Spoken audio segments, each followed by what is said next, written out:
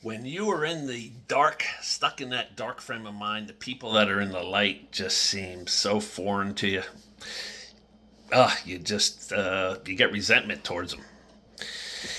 I made a post, and it was encouraging people, to take action in their lives.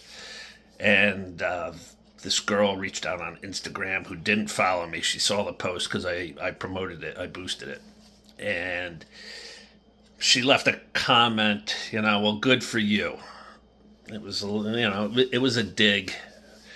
Good for you, but I feel like jumping off a bridge, so I can't really relate to you. And then I explained to her that I was in the jumping off the bridge stage 12 years ago, and I actually leaped or leapt. Don't expect perfect English from me all the time. I don't know, especially when it's early in the morning.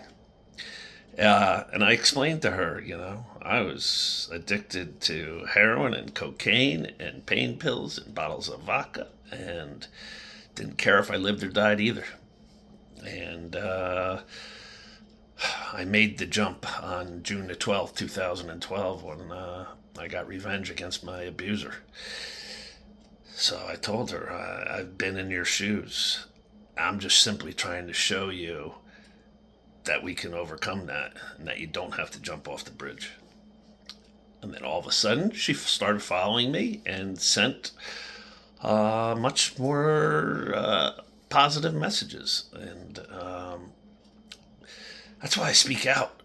If people don't know my whole story and they just see me now, yeah, it looks like just some dude who works out who's like rah, rah, rah. But I have been through hell, and my guests have been through hell. And I have these guests on to show that we can all overcome.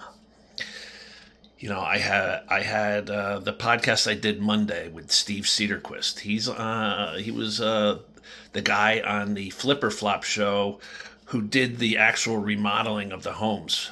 The host was Tariq, and then the his blonde-haired wife, who they got divorced. I can't remember her name. But that show, if you've ever watched it, the bald-headed guy who did the home remodeling, that's Steve Cedarquist. So here's a guy on TV doing home remodeling, and yet his earlier life, was a complete train wreck. He had been molested and abused. He had an alcoholic mother.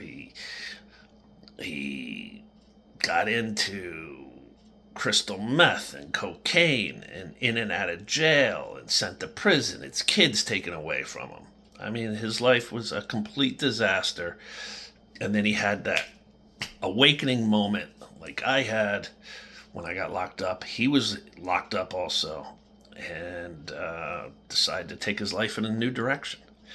I'm interviewing the K1 kickboxing champion of Britain.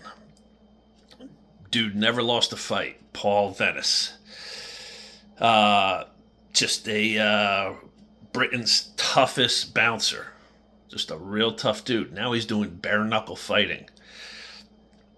And this guy had been the overweight, redheaded kid with different colored eyes who was picked on and bullied unmercifully as a child. And Paul got into smoking crack and doing coke and being a complete menace around Britain. Just a complete degenerate menace. Got locked up. Boom. Turned his life around. As crappy as getting locked up is, for a lot of us, it's a wake-up call.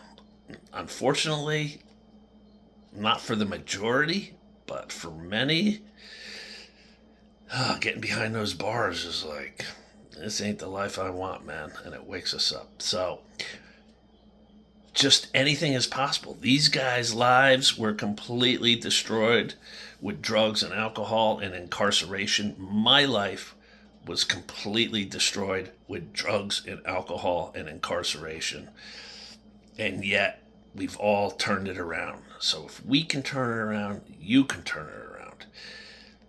I had somebody reach out to me on Facebook saying, "Oh, I want to turn it around, but I've done such horrible things." And I'm like, dude, first off, I'm not here to judge you. Second off, anybody's capable of turning it around. If I can turn it around, so can you. So just because your life has gotten in shambles and you're in hell right now, doesn't mean you can't be up on top of the mountain in a little while. So claw your way out. Don't accept hell. Don't set up camp like I did and build a fire and roast marshmallows in hell with the devil. Man, put those substances aside. Put that mindset of you don't deserve anything more aside. You know, the Soft White Underbelly podcast I did, the guy's office is on Skid Row in LA. And he says, you know, the majority of the people on Skid Row just have been abused, have come from really crappy upbringings, and they just don't think they deserve anything better. I'm here to tell you, no matter what your upbringing was, no matter what you suffered, those are the people that absolutely deserve better. Get rid of that mindset of you don't deserve a better life. Let's get going. Peace.